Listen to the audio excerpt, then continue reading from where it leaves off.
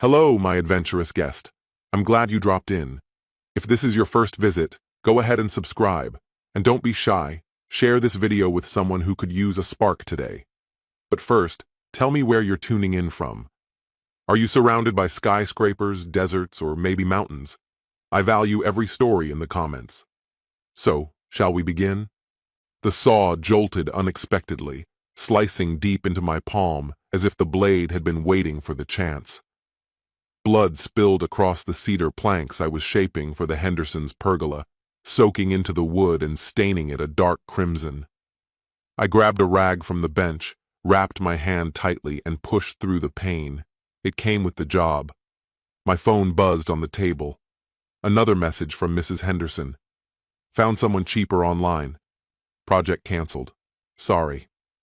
After a decade and a half of building custom decks around Charlotte, I was now losing jobs to bargain hunters with Wi-Fi. I stared at the cutboards scattered across the ground and did the mental math on how much I'd just lost in materials alone. The rag around my hand was already turning red with blood. "Dad, are you okay?" My 9-year-old son Tyler called from the garage entrance, always observant, just like his mother before appearances became her obsession. "Just a nick," I said. "Tell Mom I'll be in for dinner in 20.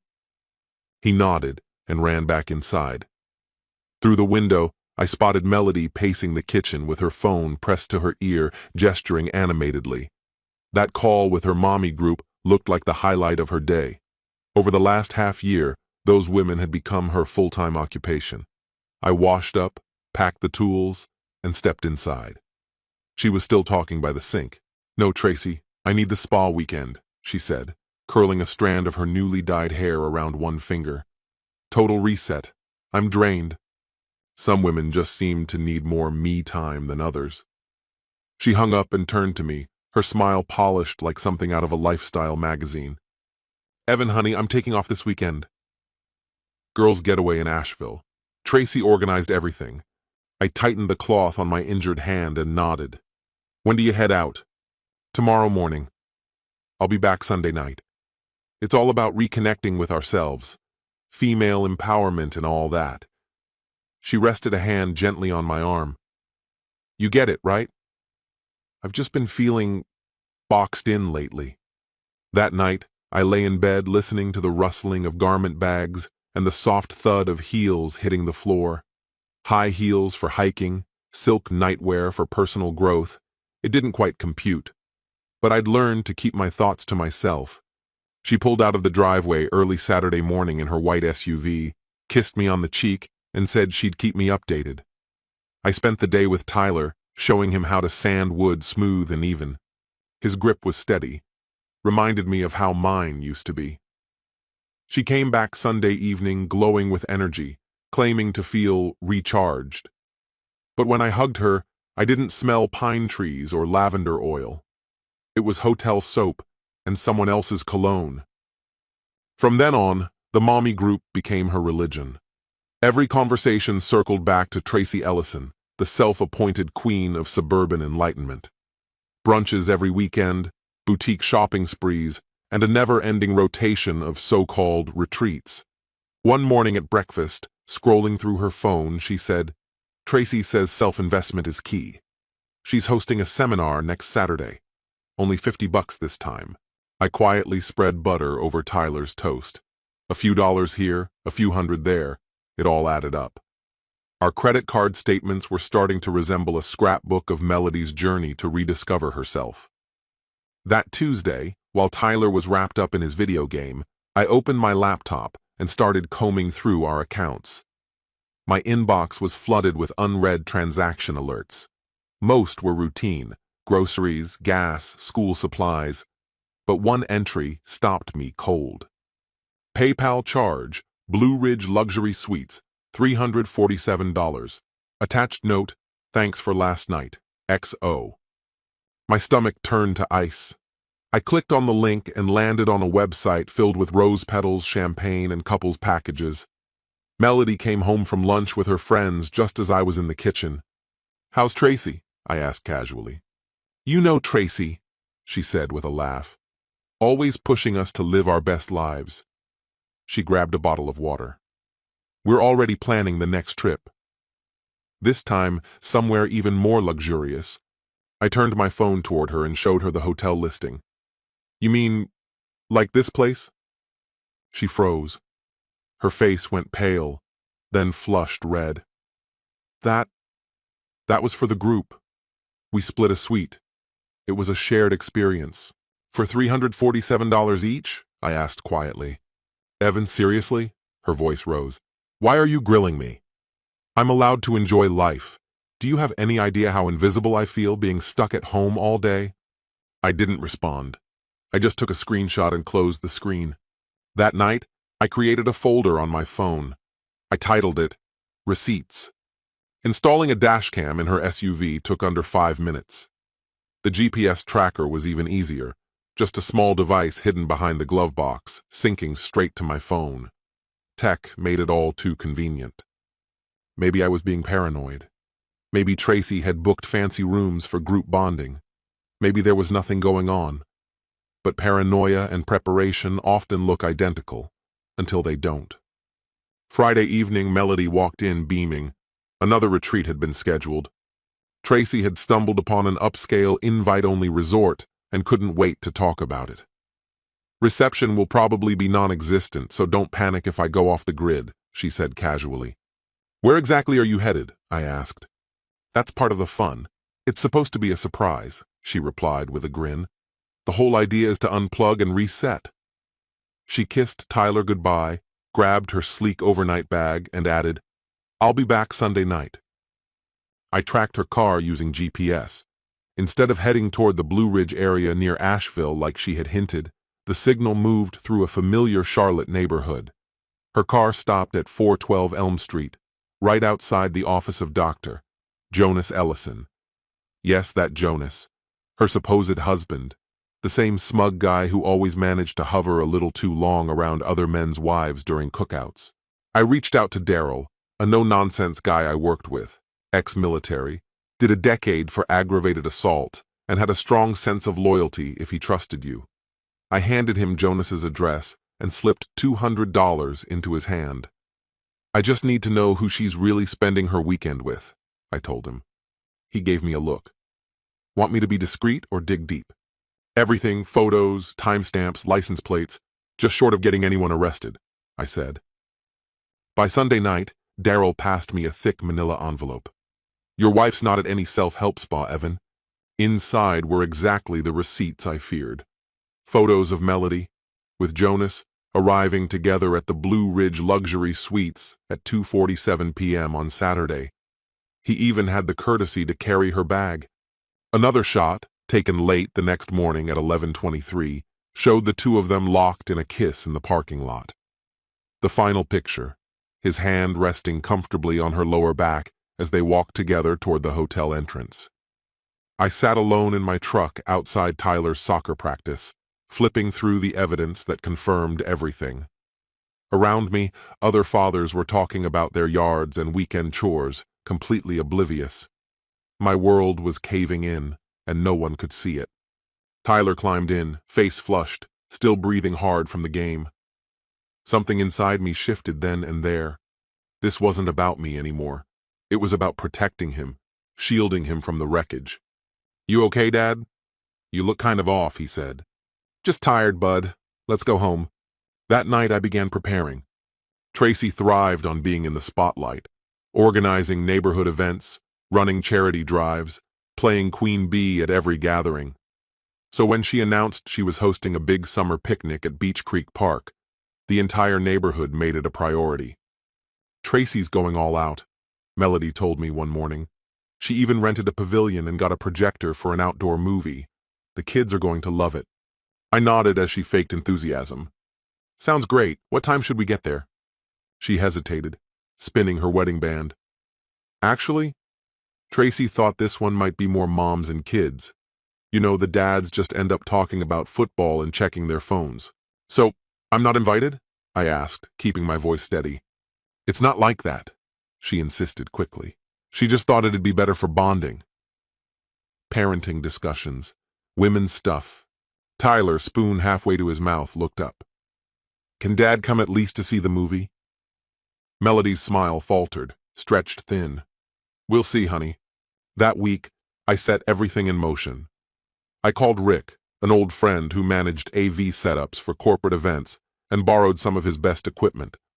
I also gathered every piece of documentation I had, receipts, photos, records, all cataloged and organized. The night before the picnic, Melody surprised me with tenderness. She cooked my favorite dinner, poured a generous glass of wine, and curled up against me on the couch as we watched TV.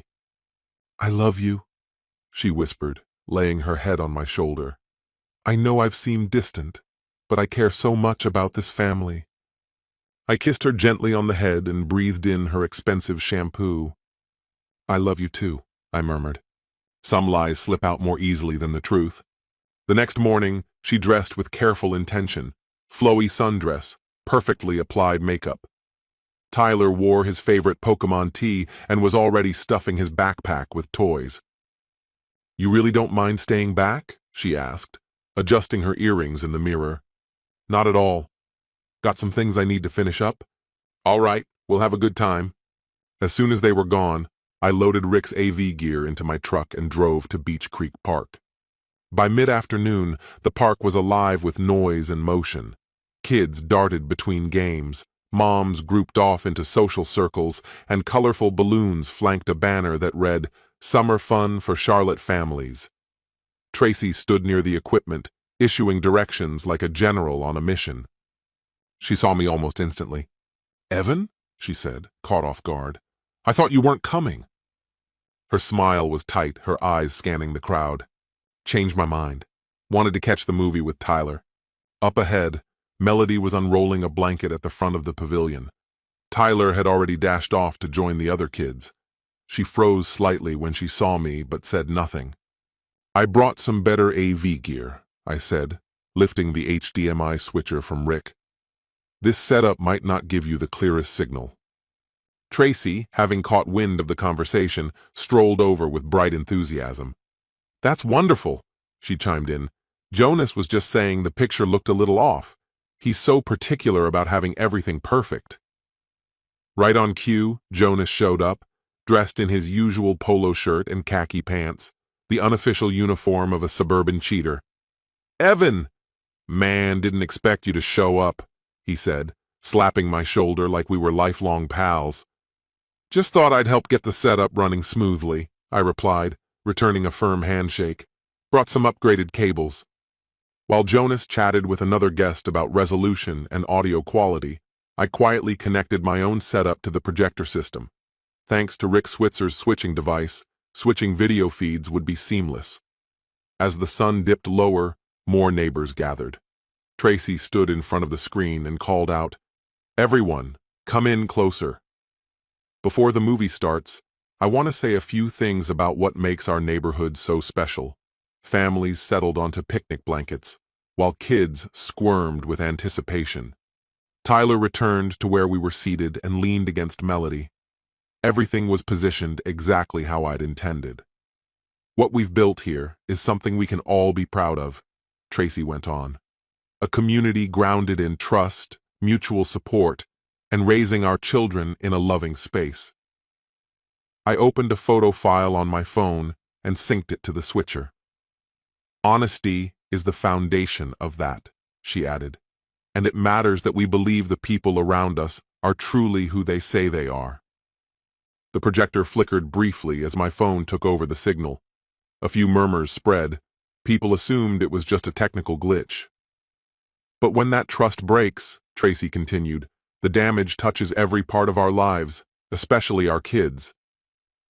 I pressed play. The screen lit up with the first image.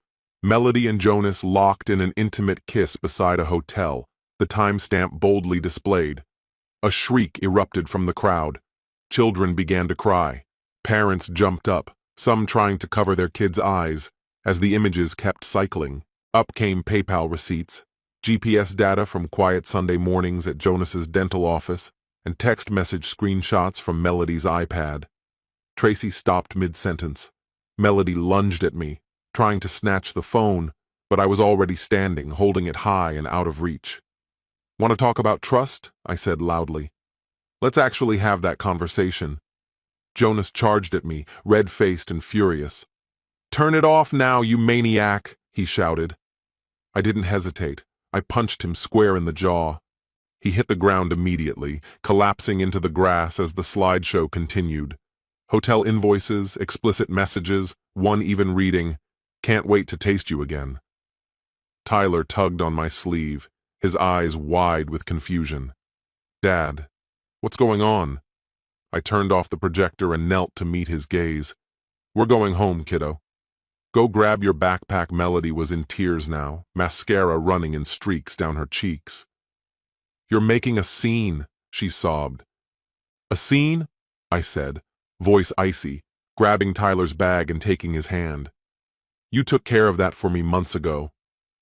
Jonas groaned from the grass, while Tracy crouched next to him, stunned.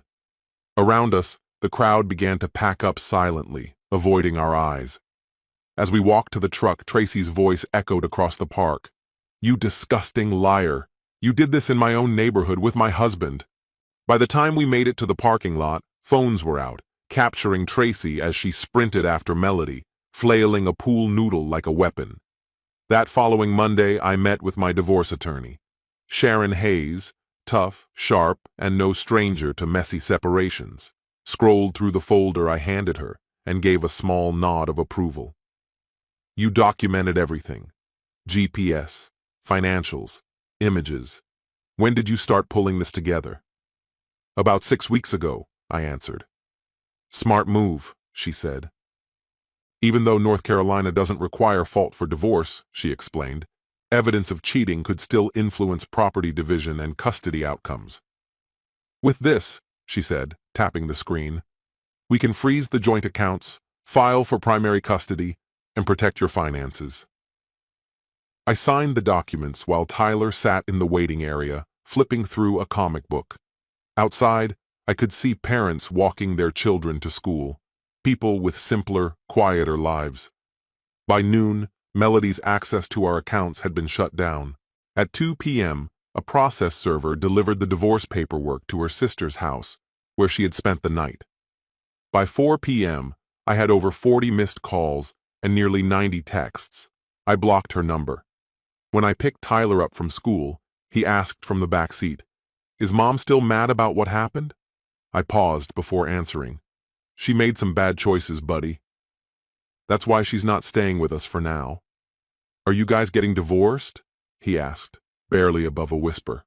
Only 9, yet already absorbing the truth. Yeah, we are, I said gently.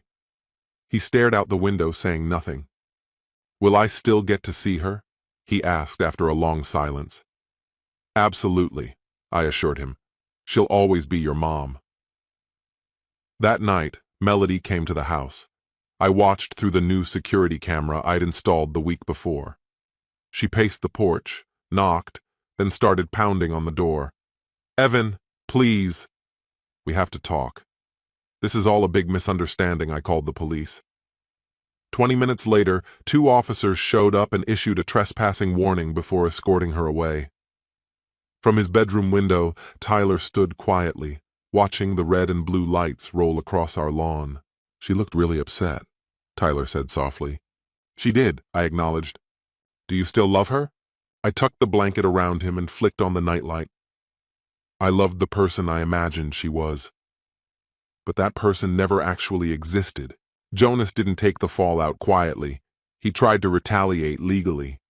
His lawyer filed charges, accusing me of stalking and breaching his privacy.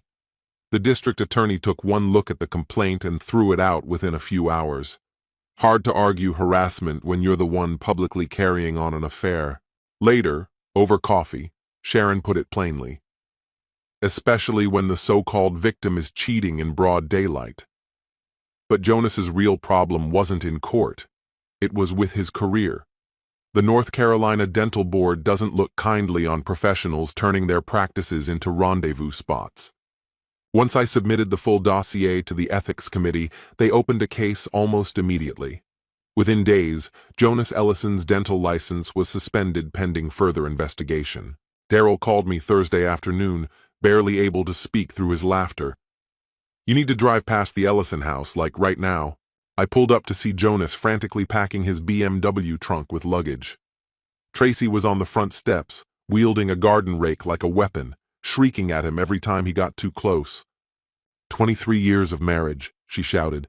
"And you throw it away for her? That bottle blonde 2 houses over?" Jonas tried inching closer. Tracy swung the rake at his head, missing by inches. "I'm sorry, Tracy," he said, shrinking back. "It didn't mean anything." "Nothing?" she screamed. "Nothing?" She hurled the rake like a javelin. It smashed into the windshield with a sharp crack, spidering the glass. "Your license doesn't matter. Your name doesn't matter. This house, our house, means nothing." Neighbors began emerging from porches and driveways. I spotted familiar faces from last summer's picnic. Kids crouched behind parked cars, peeking out. Jonas spotted me and pointed, his voice rising in fury. "This is his fault. He destroyed my life." Tracy turned toward me, her face streaked with tears and smeared mascara. For a moment I thought she might lash out at me too. Instead, she began to applaud. "Well done, Evan," she called, loud enough for everyone to hear. At least someone around here had the backbone to act. Applause broke out across the cul-de-sac. Jonas's face darkened, rage swelling until his skin turned purple.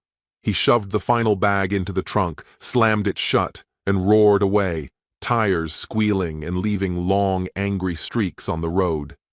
That night, Tyler and I grilled in the backyard. He was learning how to use the spatula, only lost one burger to the flames. "Why was Mrs. Ellison so angry?" he asked. "Because her husband broke her trust," I said. "There aren't many things worse than lying to someone who loves you." Tyler carefully flipped a burger, eyes fixed on the grill. "So, is that why you're not mad?" he asked. "What do you mean?" "You don't seem mad. Just kind of sad."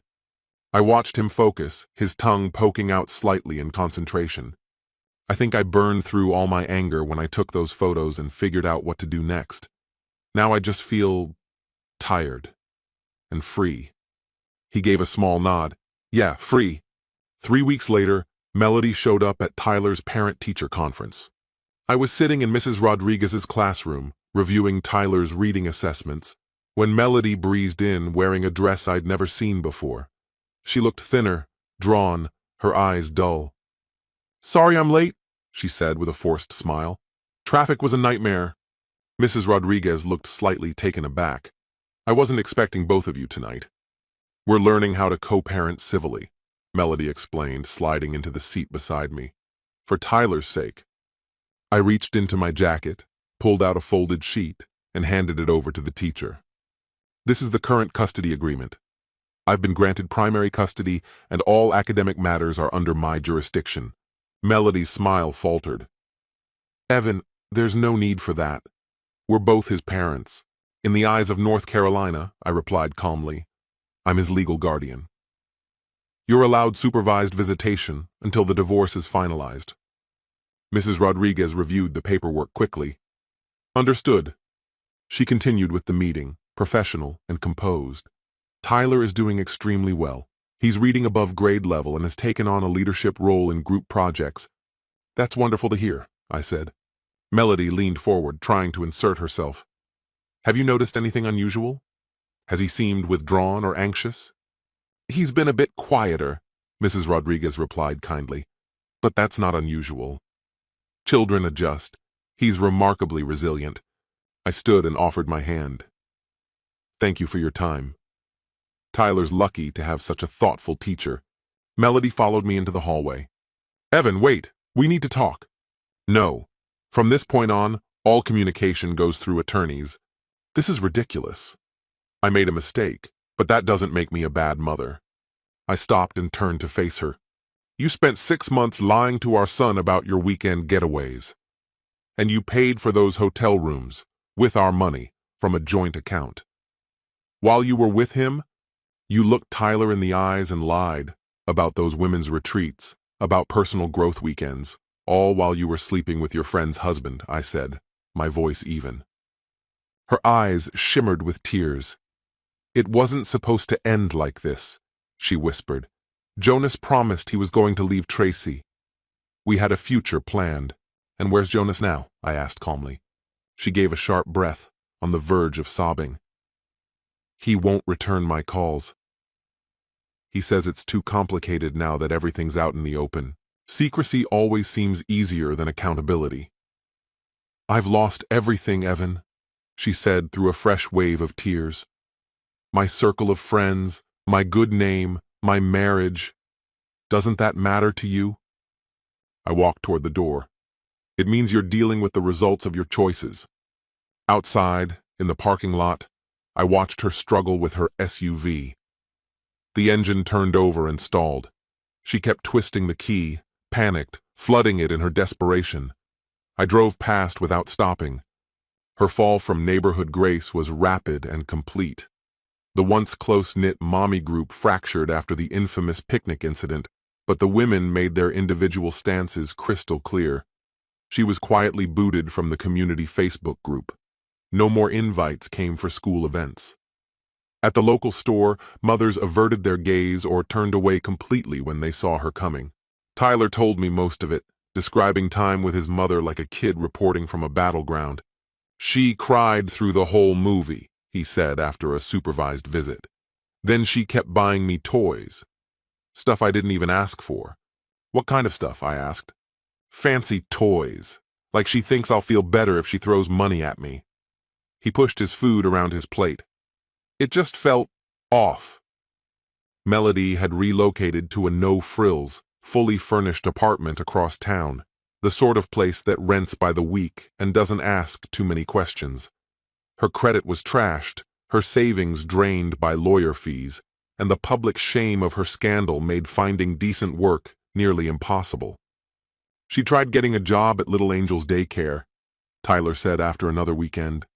Did they hire her? He looked up. Mrs. Patterson owns it. She was at the picnic, remember? And? Mom said they told her they needed someone with stronger character references. The divorce unfolded efficiently, almost like clockwork. Sharon had structured everything to ensure Tyler's stability and to prevent Melody from later claiming ignorance of our financial situation. She signed a prenup 15 years ago, Sharon told me during one of our meetings. It includes a clause denying alimony in the case of infidelity. She's only entitled to what she owned independently, and whatever child support applies when Tyler's with her. How much child support are we talking? Based on her reported income, Sharon said, around $200 a month. But at that point, Melody wasn't earning anything. Meanwhile, my business was finding its stride again. Word had spread about what I'd been through, and oddly, it brought in more work. A few women in Charlotte seemed to respect the way I'd navigated betrayal with quiet resolve. By autumn, I had 3 deck builds lined up. Tyler, to my relief, was adapting better than I could have hoped. His grades held steady, he made new friends, and most importantly, he no longer lived beneath the emotional pressure cooker that our home had become during Melody's affair. Do you miss her? I asked one night while we pieced together a model airplane. He thought for a moment. I miss the version of her that didn't care so much about what people thought. Yeah, I said quietly. I miss that version too. As for Jonas, his collapse was swift and messy. The dental board suspended his license for 6 months and slapped him with permanent probation. He was forced to dissolve his partnership in the clinic and sell his stake at a major loss. But that was only the beginning of his unraveling. An anonymous email, packed with the full dossier of evidence I'd gathered, found its way to Patricia, his ex-wife in Virginia. She didn't waste time. Her attorney reopened their divorce case, claiming Jonas had hidden assets during the original proceedings. I never admitted sending that email, but Daryl would grin every time it came up. Patricia won. The court ordered Jonas to pay 15 years of back alimony, with interest. It gutted him. He lost the house, his retirement savings, even the fancy car he'd flaunted around town. Tracy walked away with the house in her divorce. Jonas was left with the debts. Last I heard, he'd rented a cramped studio near the airport and taken a job as a hygienist at a low-end dental chain. His luxury car had been repossessed. His country club expelled him. His name became radioactive in Charlotte's dental circles. Melody's descent wasn't as dramatic, but it was just as irreversible. She ended up answering calls for a health insurance company, making $13 an hour. Her apartment complex catered to people trying to piece their lives back together after everything had fallen apart. Tyler's visits with her got tougher as time passed, and her bitterness grew sharper. "She keeps asking if I'm mad at her," he said after a rough visit. "It's like she wants me to yell so she won't feel so bad." "What do you say?" "I just tell her I want her to be happy again." But I don't think she remembers how to do that. The divorce became official on an October Thursday. Sharon called to say the judge had signed the final decree. 16 years of marriage, closed out in a few strokes of a pen. I felt nothing. No grief, no triumph, no bitterness. Just the quiet sense of something handled the right way, all the way to the end. That weekend, Tyler and I started building a treehouse in the backyard, the very corner Melody used to complain about, insisting it would ruin the property's curb appeal. Tyler came up with the design all on his own, sketching out platforms and rope ladders with the focused determination of a budding architect. We worked side by side, cutting wood, double-checking our measurements, and mapping out each stage of the project. "This beats that silly mom picnic by a mile," he said, pounding in nails with more confidence than I expected. "Yeah," I replied with a smile. "It really does."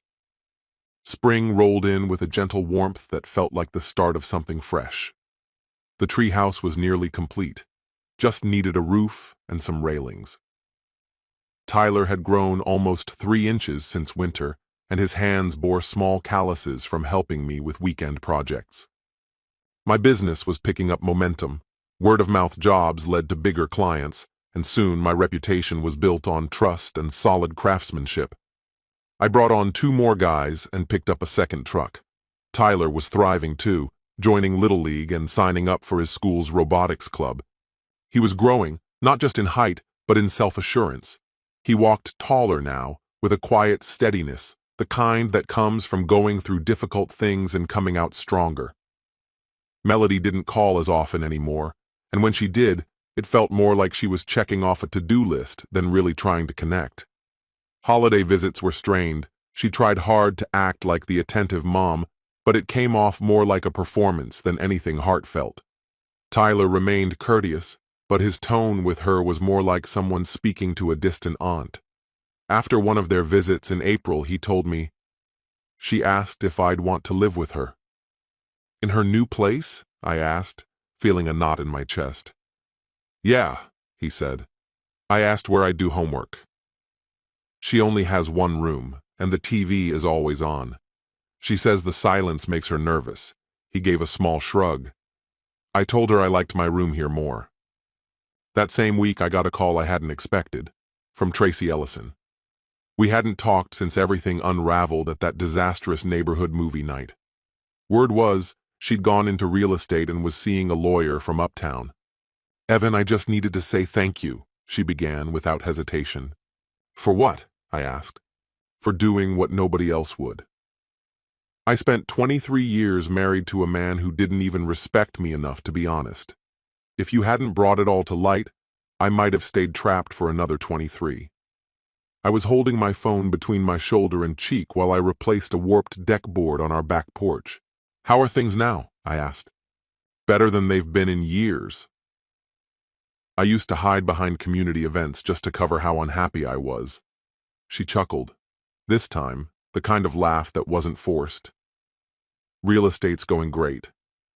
And David, the attorney, he actually listens when I talk." "I'm glad, Tracy. You deserved better than what you had, I meant it. We all did. Even Melody, though she was taking the longest, hardest road to realize it." After we hung up, I sat on the porch and watched Tyler throw practice pitches at the side of the shed. His delivery was getting smoother, though he still dropped his shoulder a bit on the follow-through. That night, we worked on finishing the treehouse railings together. Tyler had gotten good with the power drill, and his measuring tape skills were solid. "Dad, can I ask you something?" "Sure," I said. "Do you think Mom will ever be normal again?" I paused, lining up a bracket before sliding the bolt in. I think she's trying to figure out who she really is now that she can't keep pretending. That sounds tough, he said. It is, I replied. Growing up isn't easy, even for adults. He held the bracket in place while I tightened it down. I'm glad you're not complicated. I chuckled. Oh, buddy, I've got plenty of complications. I just try not to let them spill over onto you. Is that why you took pictures instead of yelling at Mom? Smart question. Yeah. I mean, shouting might have felt good for a moment, but it wouldn't have changed anything. Planning ahead and gathering evidence, that's what actually worked. He nodded thoughtfully. Well, natural consequences made the bad guys look stupid. I grinned. Exactly. I just made sure those consequences didn't get lost in the noise. June came with 2 big milestones. Tyler turned 11, and we finally finished the treehouse. We painted it a deep green to blend with the surrounding trees, and Tyler rigged up battery-powered lanterns so he could read up there after dark. His birthday was simple but meaningful. 6 school friends, takeout pizza from his favorite spot, and a sleepover in the brand-new treehouse.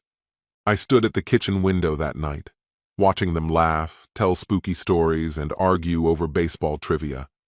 Melody had asked if she could join the party, but Tyler had gently told her no. It might make my friends feel weird, he'd explained over the phone. But we can have dinner next weekend, just the 2 of us. She cried, but she respected his answer. The next morning, after his friends went home, Tyler and I cleaned up the backyard together. He approached cleanup like a mini project, systematic and tidy, just like when we were building. After we tossed the last paper plate in the trash, he turned to me and said, Dad, there's something I want to show you in the treehouse. We climbed up the rope ladder, his idea, instead of a staircase. Inside, it was impressively arranged. He had shelves for books and games, soft floor cushions, and windows cut on 3 sides. From one corner, he pulled out the small carving knife I'd given him for Christmas. Then he pointed toward the window ledge. Tyler had poured his heart into a small project of his own.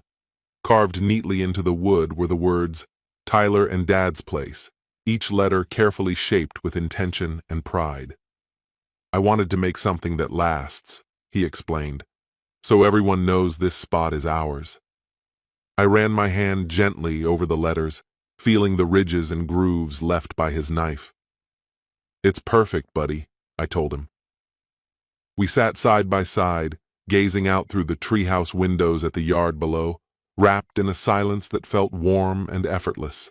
Just beyond the glass, I could see the deck I'd built a few years back. Its once golden boards now faded into a soft, silver-gray patina. The garden that Melody had once started but abandoned had turned into a thriving patch of vegetables, something Tyler and I nurtured together. Do you think we'll always live here? He asked. As long as you want to, I said. This will always be home. He leaned into me, still small enough to fit neatly in the crook of my arm. I like it, he murmured. I like the way things are. From up in the treehouse, I had a clear view of the park down the street, the same one where that infamous neighborhood gathering had once unfolded. A graduation celebration now filled the pavilion, red tablecloths fluttering over tables surrounded by families. New faces, new stories, different people making memories, some joyous, some quietly painful. But it all felt distant now, like a scene from a film we no longer belonged to. Tyler had turned back to his book, lost in a fantasy filled with dragons and spells. He tucked himself into his usual corner and disappeared into the pages. I reached for my own reading material, a memoir of a legendary craftsman who designed handmade furniture for poets and novelists. Sunlight filtered through the canopy above, scattering shifting patterns across the wooden planks beneath our feet. Somewhere nearby, a mower buzzed lazily. From another backyard, the joyful shrieks of children playing in a pool drifted through the air. These were the calm, steady beats of a simpler life, the kind of peace that only comes after the storm has passed. I flipped open my book and settled into the story, my son resting nearby, the treehouse strong around us, a quiet retreat we had built with our own hands.